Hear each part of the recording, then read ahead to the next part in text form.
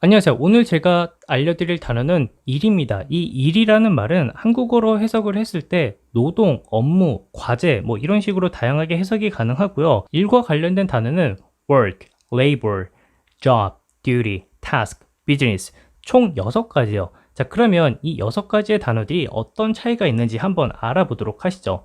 첫 번째 단어 work 같은 경우에는 uncountable, 즉 셀 수 없는 명사로 사용될 때 일, 노동, 작업, 업무 뭐 이런 식으로 해석이 가능해요. 대부분의 의미를 포함하고 있죠. 그리고 이 work는 육체적이거나 정신적인 일, 이 두 가지를 모두 포함하고 있고요. 또한 돈을 받거나 돈을 받지 않는 그런 상황에서도 아무 때나 사용이 가능해요. 그래서 이 work를 한국어로 해석을 했을 때 일, 노동, 작업, 업무, 직장 등 굉장히 다양하게 해석이 가능하고요. 오른쪽을 보시면 repeated work 이런 식으로 얘기를 했을 때 반복적인 일 혹은 rewarding work 보람된 일 아니면 paid work 돈을 받고 하는 일 이런 식으로 이제 해석이 가능하고요. 추가적으로 이 work가 countable 즉 셀 수 있는 명사로 사용이 될 때는 작품이라는 의미로 사용이 된다고 하니까 참고해 주세요. 두 번째 단어는 labor 이 단어요. 이 labor 같은 경우에는 uncountable 즉 셀 수 없는 그런 명사예요. 그래서 이 labor를 사용할 때는 우리가 육체적인 노동, 일이라는 의미로 사용이 가능하고 이 labor를 한국어로 해석을 하면 노동 이렇게 해석이 가능하겠죠. 오른쪽을 보시면 미국에서는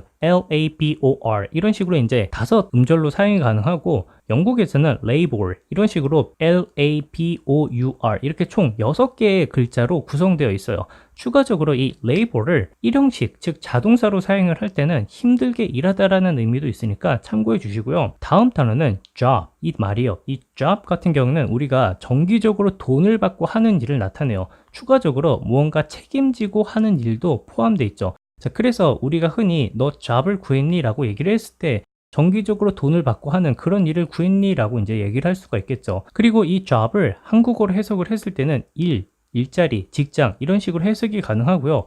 오른쪽을 보시면 우리가 이 job이란 말을 written 즉 쓸 때는 task나 duty 이런 식으로 많이 사용을 한다라고 해요. 무언가 책임과 관련된 그런 의미를 좀 더 강하게 내포하고 있지 않나 싶고요. 그리고 우리가 it's my job 이렇게 얘기를 할 때는 그거는 저의 일입니다. 이 말에 숨겨진 의미는 제가 정기적으로 돈을 받고 하는 일이기 때문에 제가 책임지고 해야 됩니다. 이런 식으로 그 의미를 받아들일 수 있겠죠. 다음 단어는 duty 이 말이에요. 이 duty 같은 경우는 어떤 job의 일부로 내가 해야 되는 일을 나타내요. 한국어로 해석을 했을 땐 단순히 일, 업무 이렇게 해석을 할 수가 있겠지만 이 duty 자체가 내가 해야 하는 일이라는 그 속뜻을 내포하고 있으니까 참고해 주시고요.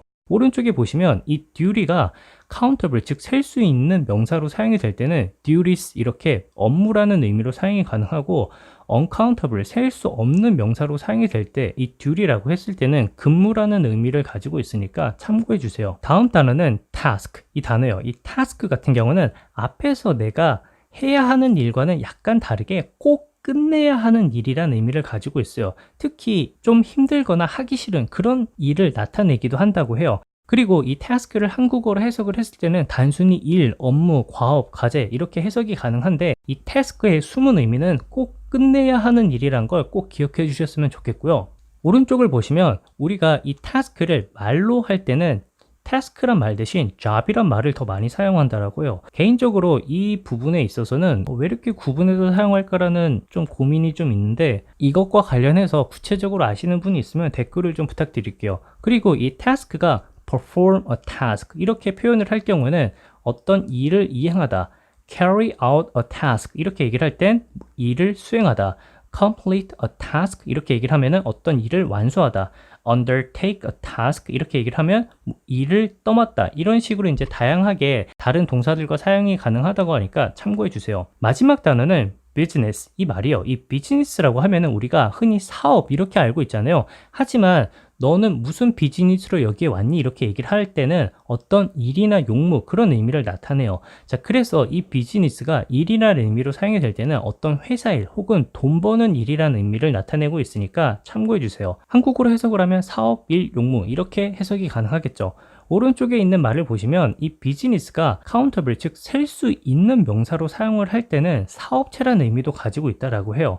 한국어로 해석을 하면 뭐 회사나 가게, 공장 이렇게 해석을 할 수가 있겠죠. 추가적으로 tourism is good for business 이렇게 얘기를 했을 때 관광업은 사업하기에 좋다 이런 식으로 얘기를 할 수가 있잖아요. 이때는 이 비즈니스란 말이 돈 버는 일, 즉 셀 수 없는 그런 의미를 가지고 있기 때문에 the business라고 하기에는 약간 어려울 것 같아요. 제가 이거를 왜 알려드리려면 이 비즈니스란 말이 카운터블, 즉 셀 수 있을 때랑 셀 수 없을 때를 꼭 구분해서 사용해 주시길 바라는 마음에서 이렇게 제가 한번 언급해 봤어요.